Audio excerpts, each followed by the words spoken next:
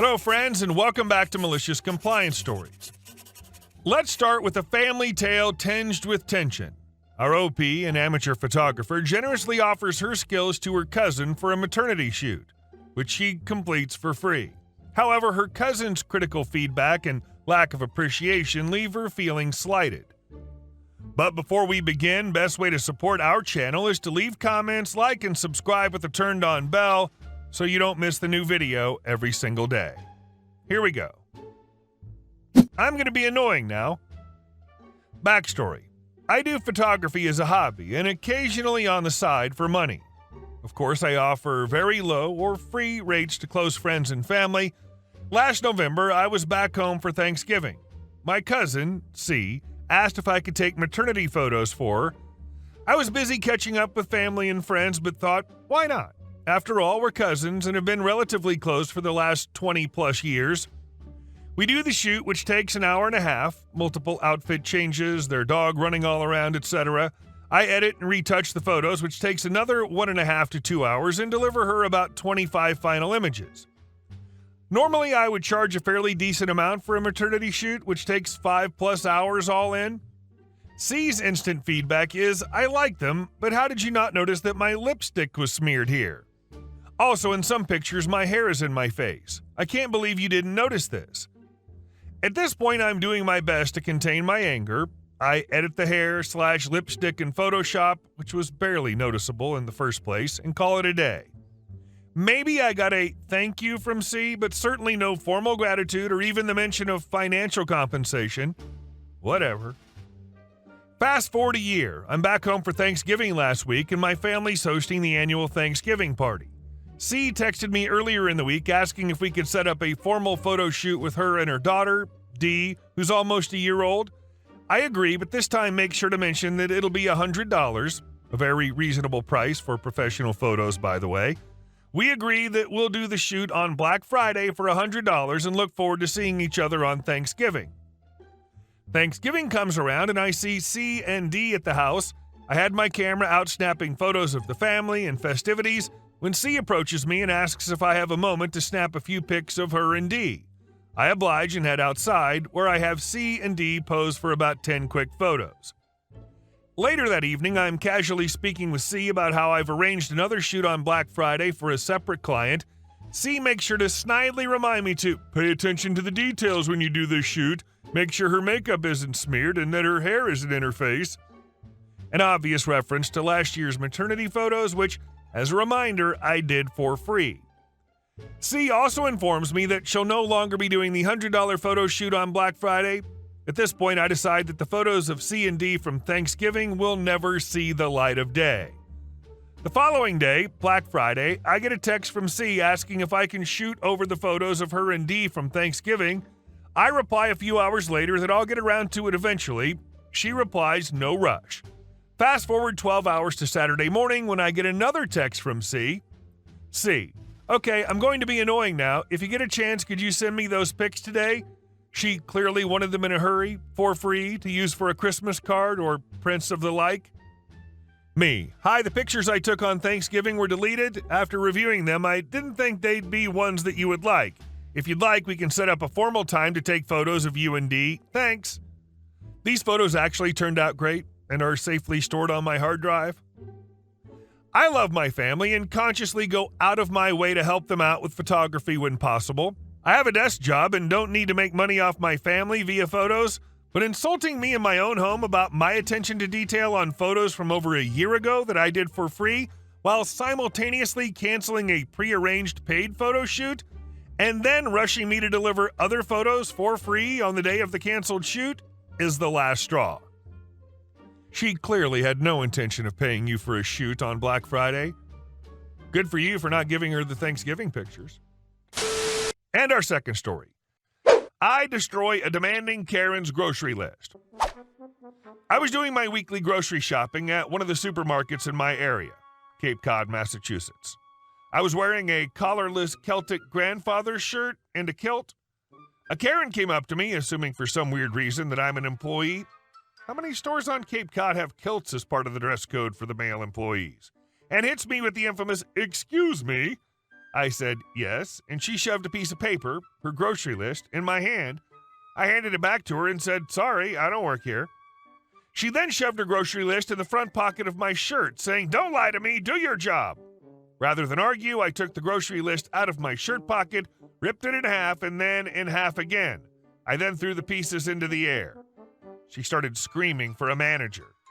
It just so happened the manager on duty wasn't far away and recognized me because, frankly, there are not too many men on Cape Cod who wear a kilt almost every day, spring, summer, and fall, and I'm a regular customer.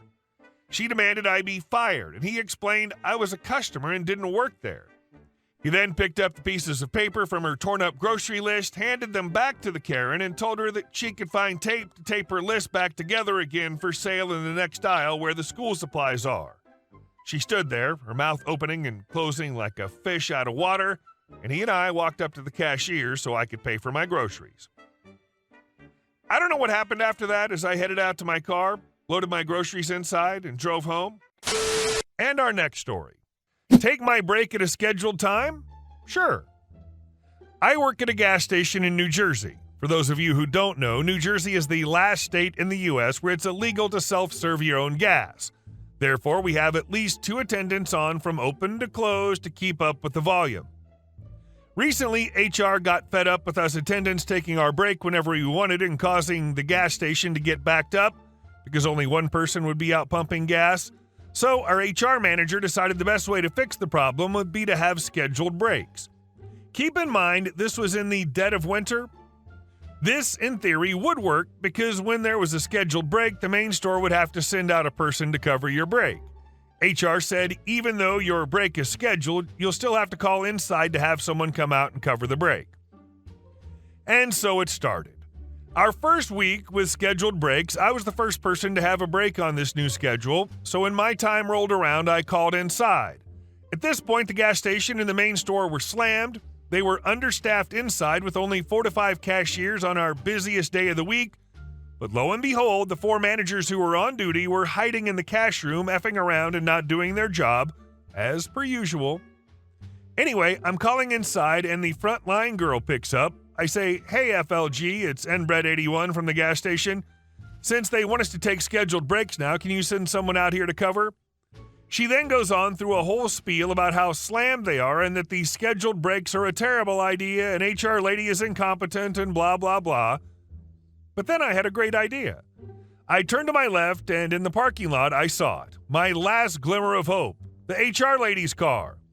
I tell FLG to page HR lady to the gas station to cover a break. Not 15 seconds later, our office phone starts beeping, so I pick it up. HR lady tells me to find someone else to cover my break because she's busy.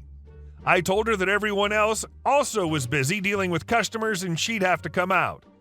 She argued with me for 2 more minutes before conceding to her own rules. A few minutes later, here she comes wearing only a light jacket. In the beginning of January, it was 6 degrees Fahrenheit out. With a wind chill, it felt like -2 Fahrenheit. Needless to say, that rule was dismissed shortly after my break. Edit. For those of you saying, but Oregon, when I said that New Jersey is the last state in the USA to have self-service be illegal, I meant that New Jersey is the last state to have a blanket ban on self-service gas stations, unlike Oregon, where it's illegal to dispense your own gas unless certain conditions are met. Sorry for the confusion. And our next story. Karen threatens to nuke Mexico if I don't make a satellite orbit directly above her house. So for a little context, I work as a sales agent for a USA satellite internet service provider. I am, however, living in Mexico and employed by this company as a work-from-home agent. I get a lot of Karens on a daily basis. Call centers and phone executives are also victims of Karen, and we have to put up with a lot of verbal abuse. Anyway, today, Karen called and I took her call. She demanded to speak with a manager right away. She was furious, and these were her exact words. The dumb bleep you sent was too lazy to place the dish at my house and came up with a R-word excuse about the trees blocking the signal. It's not uncommon for an order to not be fulfilled if the conditions of the house do not allow the service to be provided. In this case, if the house is surrounded by large trees, the technician has to explain that the tree needs to be removed in order for them to complete the installation. This was too much for Karen to comprehend, and she started screaming when I explained that she needed to remove the trees that the technician told her, but she was furious. She screeched that it was your effort job to get the satellite on top of my house, that we should pay her for damages, and demanded that the satellite be placed on her area. When I said that it wasn't possible, she started screaming about how she knew I was Mexican and that she recognized my accent, that her husband is a military grade A first rank or something like that, and that she could have him bomb and nuke Mexico if she wanted, that we were trying to destroy her trees, which are part of U.S. soil, and that could have fatal consequences for us Mexicans. Needless to say, by company policy, I'm allowed to finalize the call if the person gets aggressive and threatens violence, so I got huge pleasure of hanging up on her, had to remain calm and professional for my job, but I wish I could have told her a couple of things. And our last story. Crazy neighbor broke into my vehicle and stole my stuff, so I returned the favor. I rented a duplex in my early 20s. My neighbor was a wannabe gangster type and made the mistake of breaking into my vehicle one night. I had a small SUV with a removable soft top, so the neighbor figured it'd be easy pickings to just peel back the top and help himself to my stereo, amplifier, CDs, and some other miscellaneous stuff. I discovered the break-in early in the morning after it occurred. I knew for certain who the culprit was. We were not in a heavily populated area, and my neighbor was well known for thievery. I waited around for him to leave his place, and when the opportunity arose, I went around the back of the house and looked through the bedroom window to find that, sure enough, my stuff was sitting right on the floor in there. I instinctively tried the window, and as luck would have it, the sash went right up. Bingo! I hopped through and quickly surveyed the items laying around. It occurred to me that I could get some excellent revenge here if I played it right. So rather than just recoup my stuff and wind up in a fight over it, I borrowed a marker and proceeded to write my name on all my stuff and also a few choice items of his just for good measure. I then climbed back out the window and waited. When he finally came back, I called for some police presence and explained to them how my vehicle got robbed, and I knew it was the neighbor due to seeing through the window. We knock on his door, and I can still remember the look on his face seeing me and the cop standing there. He wasn't even close to ready for the encounter and almost certainly had some illegal stuff on him, so he was very cooperative given the circumstances. I politely explained that I know he broke into my vehicle and needed him to return my stuff immediately or I'll have to press charges. He went and retrieved my things, and I pointed out my name written on them to the officer. I asked about my other stuff while he looked back puzzled and dumbfounded. I rattled off a couple of other choice items of his that I also put my name on earlier. The look on his face while he handed over his stuff to me while the cop was standing there was priceless. Hey guys, thank you all for watching the video. I'll see you in the next one.